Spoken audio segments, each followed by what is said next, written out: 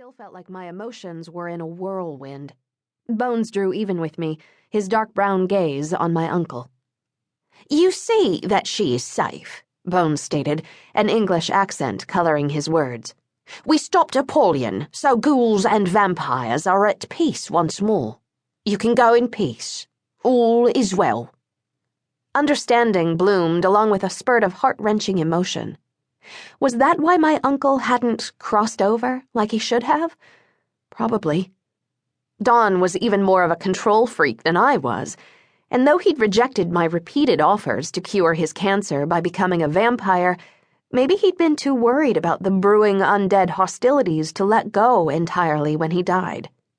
I'd seen at least one ghost stay on long enough to ensure the safety of a loved one. Making sure I'd survived this battle and protected humanity by preventing a clash between vampires and ghouls was no doubt the anchor that had held Dawn here. But now, like Bones said, he could go. I blinked past the sudden moisture in my gaze. "He's right," I said, my voice rasping. "I'll always love and miss you, but you've got somewhere else to be now, don't you?" My uncle gazed at both of us, his expression somber. Even though he didn't have actual lungs anymore, it sounded like he let out a slow, relieved breath. "Goodbye, Cat," he said, the first words he'd spoken to me since the day he died. Then the air around him became hazy, blurring his features and obscuring his outline. I reached for Bones's hand, feeling his strong fingers curling around mine with a comforting squeeze. At least Dawn wasn't in pain, like the last time I'd had to say goodbye to him. I tried to smile as my uncle's image faded entirely, but grief hit me in a fresh wave. Knowing he was going on to where he belonged didn't mean the ache of losing him went away. Bones waited several moments after Dawn vanished, before turning to me. "Kitten, I know it's wretched timing, but we still have things we must do. Like getting those bullets out of you, removing the bodies—" "Oh, shit," I whispered. Dawn appeared behind Bones while he was talking. A fierce scowl darkened my uncle's features, and he waved his arms in an uncharacteristic display of emotional excess. "Does anyone want to explain why the hell I can't seem to leave?" Chapter 1.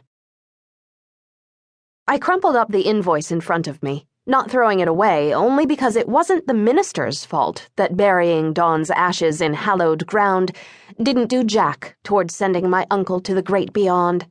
We'd now tried everything that our friends, alive, undead, or otherwise, had suggested to get my uncle to cross from this plane to the next one.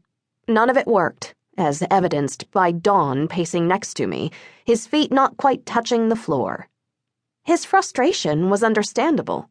When you died, unless that was just a precursor to changing into a vampire or ghoul, you rather expected not to be stuck on Earth anymore. Yeah, I'd been around ghosts before, a lot lately, but considering the number of people who died compared to the number of ghosts that existed, the odds of getting your Casper on were less than 1%. Yet my uncle seemed to be stuck in this rare between-worlds stasis whether he liked it or not.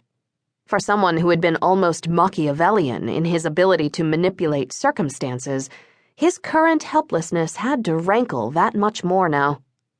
"We'll try something else," I offered, mustering up a false smile. "Hey, you're a pro at overcoming insurmountable odds. You managed to keep Americans from finding out about the supernatural world despite complications like cell phone, video, the internet, and YouTube. You'll find a way to move on." My attempt at cheerfulness only earned me a baleful look.